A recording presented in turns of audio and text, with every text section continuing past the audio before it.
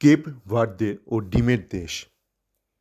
Cape Verde ও ডিমের দেশ আমি এই মুহূর্তে বিশ্বকাপ সংক্রান্ত একটা বিষয় নিয়ে আলোচনা করব। প্রথমত গতকাল আমরা দেখলাম স্পেনের সাথে কেপ ভার্দে আফ্রিকার খুবই ছোট্ট একটা দেশ।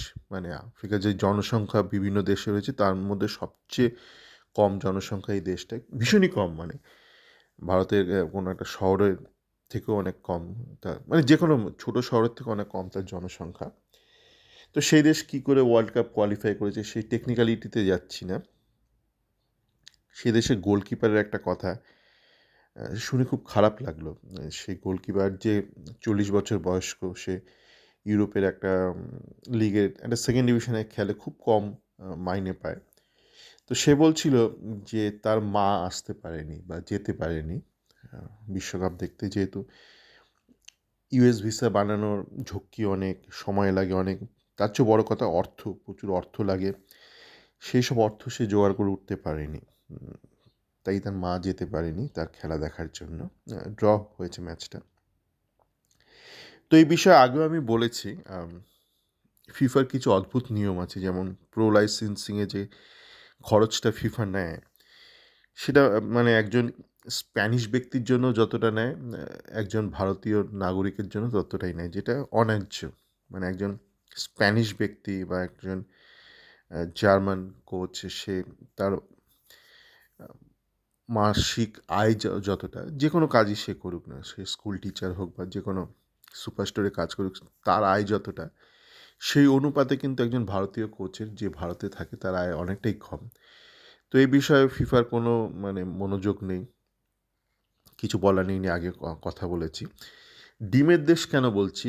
ভারতকে ওয়ার্ল্ড কাপ খেলতে গেলে কী করতে হবে এই নিয়ে আগে অনেক আলোচনা করেছি, টেকনিক্যাল আমার চ্যাট ফোরামে করেছি, ছোটো ছোটো অডিওতেও বলেছি। সেটা পুনরাবৃত্তি না করে বলবো যে প্রত্যেকবার যখন বিশ্বকাপ আসে 4 বছর অন্তর অন্তর কিছু লোক কেন ভারত খেলতে পারছে না, এইসব করছে। আমি তাদের একটা কথাই বলবো, যে ভারতের বা ধরুন আপনি বাঙালি, আপনার বাংলার কথাই বলছি, এখন মানুষ দেখবেন ফুটবল নিয়ে যতটা না চর্চা করছে তার থেকে বেশি ডিম ছোড়াছুড়ি নিয়ে চর্চা করছে। তো যেই দেশের সাধারণ মানুষ, যে দেশের মিডিয়ার মূল চর্চার বিষয় বা আলোচনার বিষয় সকাল থেকে রাত অবধি ডিম ছোড়াছুড়ি, সে সেদ্ধ ডিম ছুললো না কাঁচা ডিম ছুললো, মুরগির ডিম ছুললো না হাঁসের ডিম ছুললো, পচা ডিম ছুললো না ভালো ডিম ছুললো, ডিম নিয়ে যাদের দিন শুরু, ডিম নিয়ে যাদের দিন শেষ, সেই সমাজ থেকে বিশ্বকাপ আর বেরিয়ে আসবে, এটা ভাবাটাও কি ঠিক? আপনি বলুন, এই ভাবাটাও কি ঠিক? তো ওই টেকনিক্যাল ব্যাপারটা ভুলে যান, সেটা নিয়ে আগে আলোচনা করেছি। সেখান থেকে অনেক দূরে ভারত।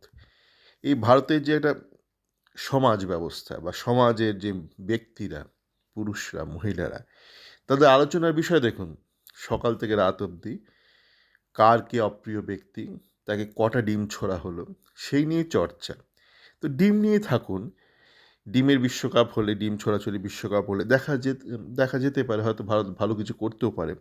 কিন্তু ফুটবলটা খেলতে গেলে আপনাকে তো বিশ্বের সাথে খেলতে হবে, সেটা তো আভ্যন্তরীণ কোনো ব্যাপার নয় যে নিজেদের মধ্যে একটা করে নিলাম, নিজেদের রেফারি, নিজেদের মাঠ, নিজেদের সংগঠক, ওই বলে না কমিটির টিম, সেই কমিটির টিম করে আপনি মানে আপনার গ্রামের টুর্নামেন্ট জিততে পারেন, কিন্তু বিশ্বকাপ তো আপনাকে বিশ্ব দরবারে যেতে হবে না, বাইরের বিশ্বের সাথে আপনাকে লড়তে হবে। তো সেখানে তো আপনার কমিটির টিম, আপনার সমস্ত কিছু, আপনার রেফারি, সমস্ত কিছু তো সম্ভব নয়। তাই আপাতত ডিম নিয়েই থাকুক, ডিম চর্চা চলুক, বাকি দুনিয়া তারা বিশ্বকাপ খেলুক, আমরা টিভিতে দেখি, সকলে ভালো থাকবেন।